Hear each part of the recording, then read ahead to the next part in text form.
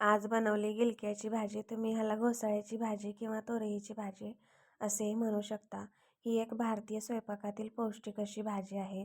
तर तुम्ही सुद्धा ही भाजी नक्की करून पहा. तुम्हाला सुद्धा नक्की आवडेल. सर्वात प्रथम जे घोसाळे आहेत ना, त्यावरची साल काढून घेतलेली आहे आणि छोट्या छोट्या साईजमध्ये कट करून घेतलेली आहे. त्याचबरोबर फोडणीसाठी गॅसवरती कढई ठेवलेली आहे. त्यामध्ये तेल टाकलेलं आहे लागेल तेवढं. त्याचबरोबर जिरे मोहरीसुद्धा टाकून घेतलेली आहे.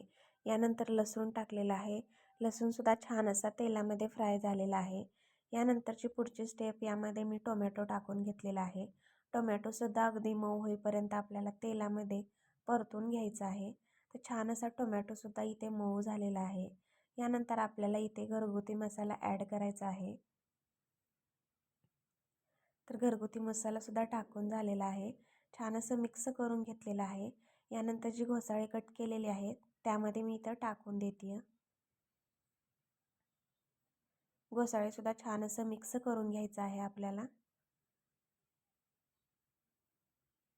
लगेचच या भाजीमध्ये पाणी ॲड करायचं नाही आहे, कारण ऑलरेडी घोसाळ्याला पाणी सुटतं लगेचच यासाठी. आणि ते बघू शकता छान असं पाणी सुटलेलं आहे भाजीला. यानंतर इथे चवीनुसार मीठसुद्धा ॲड केलेलं आहे. तर थोडंसं पाणी मी इथे ॲड केलेलं आहे. ऑप्शनल आहे, तुम्हाला हवं असेल तर तुम्ही करा, नसेल तर नका करू.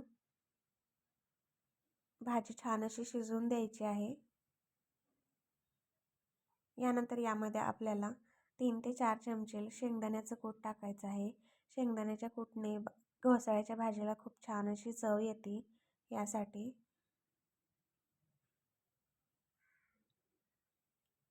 तर खूप छान अशी भाजी बनवून तयार झालेली आहे आपली. आणि सर्वात शेवटी आपल्याला यामध्ये कोथिंबीर टाकायची आहे. आणि चेक करून पाहिला, घोसाळेसुद्धा खूप छान असा शिजला गेलेला आहे.